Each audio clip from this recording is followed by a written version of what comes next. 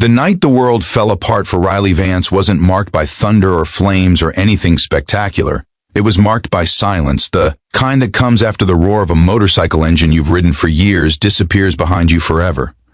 She stood on the side of an empty mountain road, leather jacket battered, boots cracked with dust and tears drying on her face before she even realized she was crying. 6 weeks pregnant, 2 little girls asleep with a friend miles away, and nothing but a duffel bag thrown out of a life she once believed was solid as steel. The Hell Angeles patch across her back felt heavier than ever, no longer a symbol of belonging, but of a life that had spit her out. And as she stared at the unfamiliar peaks stretching endlessly before her, she felt something inside her crack in a way she didn't know how to put back together. If you believe in second chances, in kindness, and in stories of people finding light again, please like, comment, share, and subscribe to the channel. It truly helps bring more stories like this to life. Riley rode for hours with no real direction, only the vague sense that anywhere was better than where she'd been. The father of her unborn baby had slammed the door on her after a fight that began over money and ended with accusations she wasn't strong enough to hear. She'd taken hits before, life had trained her to, but this was different.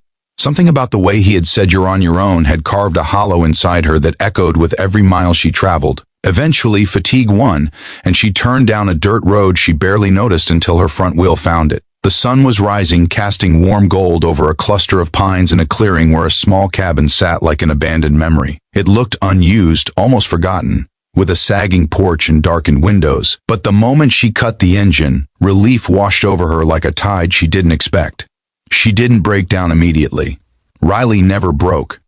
Down quickly, she walked the perimeter, boots crunching over old pine needles, one hand subconsciously resting on her growing stomach. She checked the windows, the door, the forest edge, muscle memory from years of having to watch her back. Only when she stepped onto the porch and felt the softness of a loose board beneath her did something inside finally give way. She sank onto the step, arms wrapping around her belly. As tears slipped through the cracks she'd tried so hard to seal, she cried for everything she'd lost. She cried for her girls, waiting for a mother who didn't know where she belonged anymore. She cried for the baby she wasn't sure she could protect, and she cried for the version of herself she'd left behind on that road. She pushed open the door, expecting nothing but dust and maybe an empty liquor bottle or two. What she didn't expect was warmth. Not real warmth. There was no fire, but something gentler, something that made her pause.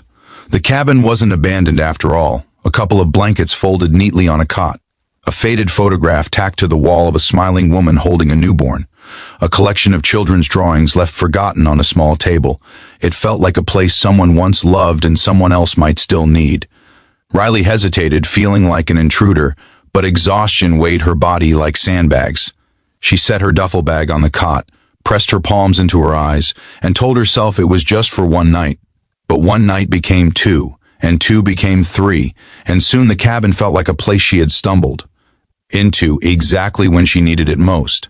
She cleaned it, repaired what she could, warmed water over a makeshift fire pit to wash herself, and took long, steadying breaths that slowly began releasing the tension she carried like armor. Her girls called her every night, their little voices lifting her in ways she couldn't explain. She promised them she would come back for them, just not yet. She needed to stand before she could carry all 3 of them again. As days passed, small discoveries turned into something like hope.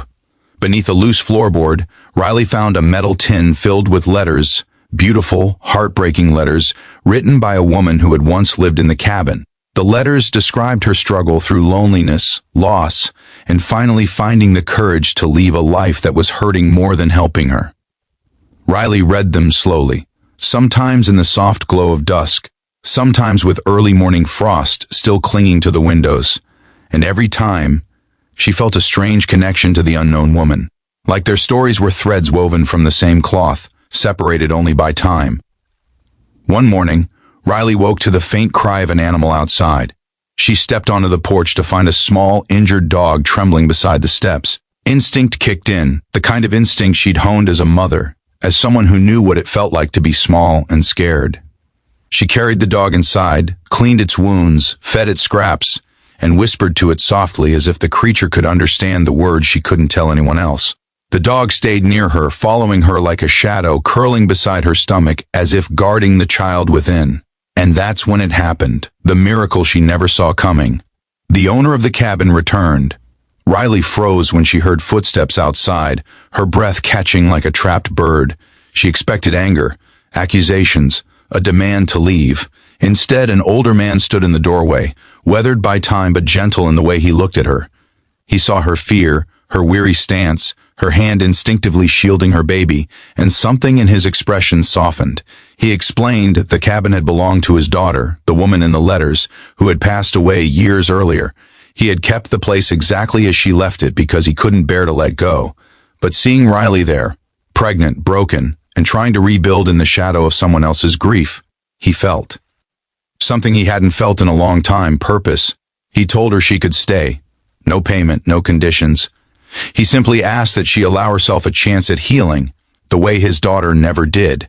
And in that moment, Riley felt the miracle of being given exactly what she needed when she needed it most. Not a handout, but a hand reaching toward her in compassion.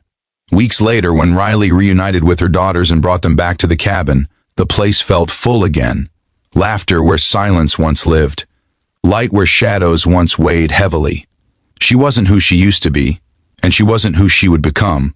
But she was moving, growing, rising. If this story touched your heart, please like, comment, share, and subscribe.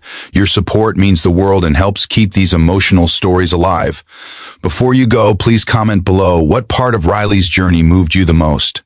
Thank you for watching and for believing in second chances.